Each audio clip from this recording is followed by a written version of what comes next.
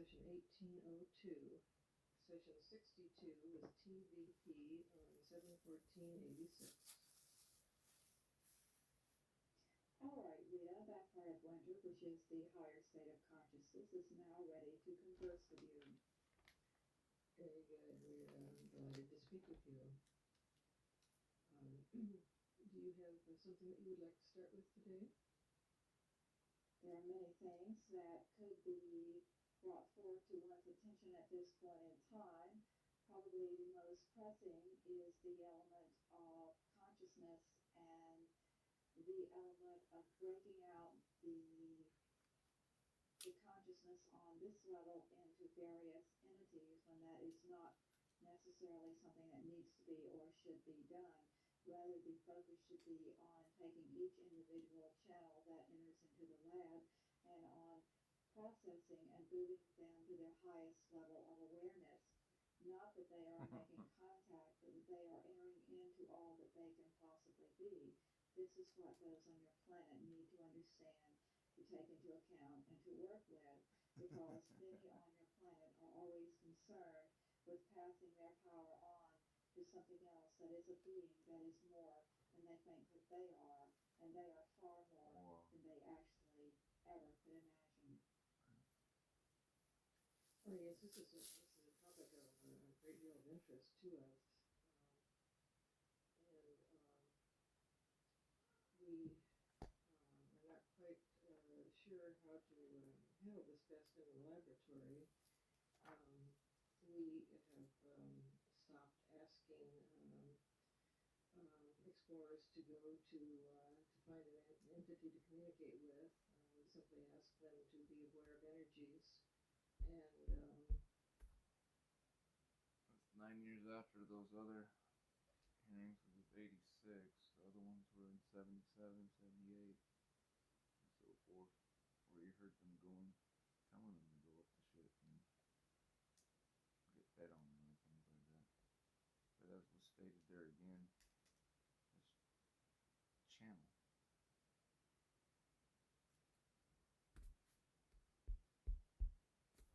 Whether they conceptualize this as in or out, we haven't tried to specify that. Do you have some suggestions for the best way for us to deal with this? It sounds like that you are progressing very well. The suggestion would be to have the explorer move, as you are aware, you move into the various focus 10, various states of 10, 15, and 21. We suggest that they prepare themselves by actually feeling themselves move into a 10 state, and then knowing that they are actually expanding, if they would imagine that they are expanding their own mind out into the universe, tapping in to that energy, to that knowledge that is there. Those that are in the lab are more prone to the suggestion of being awakened than some of those who are outside of the lab. We would suggest that they always be aware that it is a part of them that they are in touch with, and the information is readily accessible to them. They do not have to be in the cubicle to gain access to the information, but the cubicle is a good stepping off point to learn where the information is. As you are aware, that part of energy that is known as Quindam continually focuses in on the point that it is nothing and it is everything, and it is just energy and it is just consciousness. It is the same element that we wish to get everyone to tap into. Those individuals that have become in contact with this energy Quindam are in fact working with their own energy, their own source of information. When they cause various manifestations and phenomena to take place, they are beginning to be all that they can be.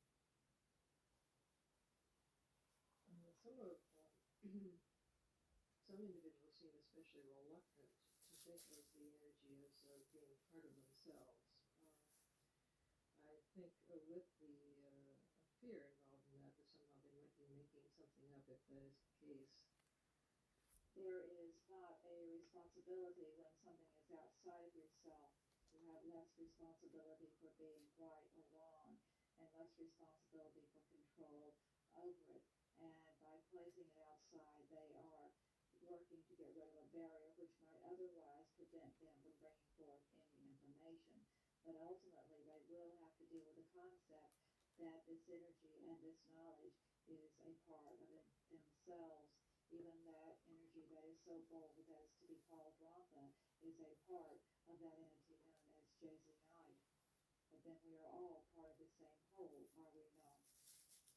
Well, that's a way in which we like to think of it, that if we tap into our own higher energy, we are in fact tapping into the whole. Is this an accurate way to think of it? This is correct. There were two very different kinds of things that I have thought about bringing up with you, and if there are other topics that you feel open to that. No, I will digress if need be. All right. The two very different kinds of things that I was thinking about asking. One is had to do with this, some of the things that you've done before in the form of health readings, and I'm thinking specifically about Bob Monroe, who seems to be in ill health at the moment.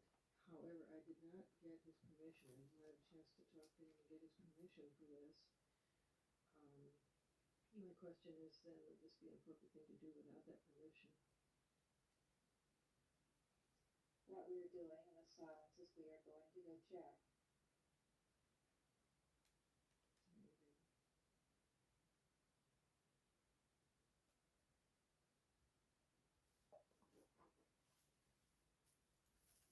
Yes, we may proceed.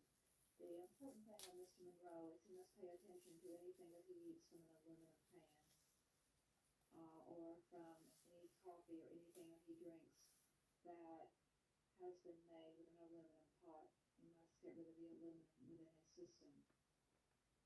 There are ways to do this, and we will work on one way ourselves to take it out of his system, but he must be careful that he does not put the aluminum back inside his system. Is he doing that in any way besides the use of the aluminum pans? No, it is the utensils of the food that he eats is being cooked in as the primary source. Where coffee is brewed, the primary source is coffee should be made in a glass container. Just a moment, and we will look for other information about him. This is one of his major difficulties because his aluminum is settling in his liver and in some of his other major organs, and we will wish to get that out.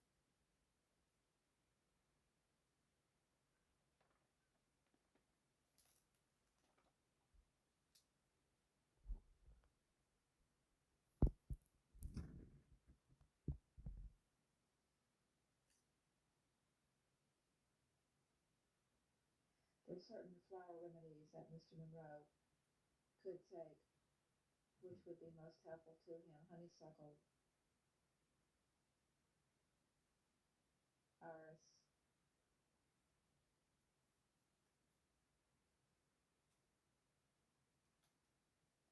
and morning dew.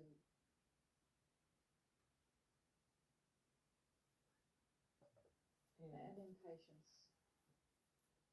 And in what form would these substances be utilized? These substances are in a liquid form. They can be made by simply dropping the petal of the flower into distilled water and letting it sit for 24 hours, and then to take 5 drops under his tongue, alternating between the various kinds of flowers. 5 drops under his tongue every 3 hours. So in fact, he would start out with one flower, such as impatience, and then move to the second flower the next 3 hours, and so forth. He should do this for 3 days and then stop.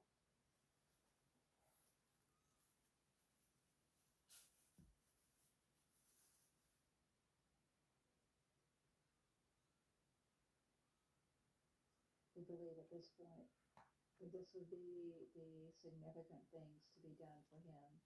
We do not want to do too much at one time, and the mere withdrawing of the aluminum will have a significant effect on his physical well-being.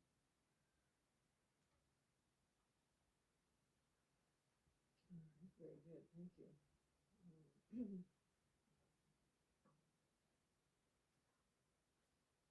The other question that I haven't had a chance to ask about is a much more general question. And it has to do with the nature of the physical being. Um, it seems that the evidence compiles continually that we are a very aggressive or violent species. And my questions have to do with if this is the case, how did this begin? And ultimately, of course, is there something that can be done about it? The violence is caught up in that which is karma, the many times that you come round and come round and come round. And the karma creates the unclear seeing of those beings that you truly are, the unclear seeing of the force of the divine that is within each of you. In order to do something about it, mankind must step back and first take into account the entire earth as a whole and that which, how they relate to this earth as a whole. And they must care for the earth as a whole. Before they care for the earth, they will not be able to care for each other. We do not feel that mankind is necessarily a violent species, as you would say, because that predetermines a judgment of violence or non-violence. We see that man gets off the course, off the beam at times, and lets the more basic instincts drive him into ways that are less preferable than other ways. There is the total concept of greed and avarice comes into play when you look at why man is violent and what is it that man wants. When man sees that he can have all that he wants, that it is an abundant world, this violence will ultimately go away. It will take some working through, and it will take working through for each individual's karma. I've heard men speak of the joys for them of being involved in warlike games as children. That many of boys' activities, at any rate, are organized around the idea of killing each other, and this seems to be done not with any kind of sense of pain involved, but the notion that this is a joyful way to play. Does this, I guess we're wondering the extent to which that's some kind of an instinctual matter. You mistake, though, that which is brought into this particular planet because, as you are aware, there is no death. So as children, when you come in and are very traumatized with being born, you still are very much aware that you cannot die. So when you are playing these games of wiping out, you are merely playing the game of sending a spirit back to whence it came, which actually is a joyful thought for many children, especially those children trying to leave their body or, in effect, actually leaving their body and going on to other planes. It becomes misinterpreted as children grow older and their imagination is put to rest, and these particular warlike games take on a very serious nature because it becomes so attached to the body then it is a very, as you would say, deadly game. If we remain less attached to the body, we would see the insignificance of all the games that are being played, and that, as you are aware, you're just going around again and again, whether it be in a childlike game or in a real adult game.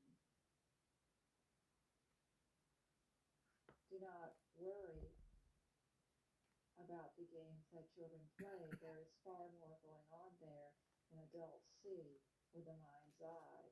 What children should be taught is to respect the land and the animals that cannot fight back, and to respect life in general, and to know that even though spirit is passing on to the other side, it is chosen to be in that body, and therefore that body should be respected. But this gets in, as you're aware, to some very deep philosophical thoughts.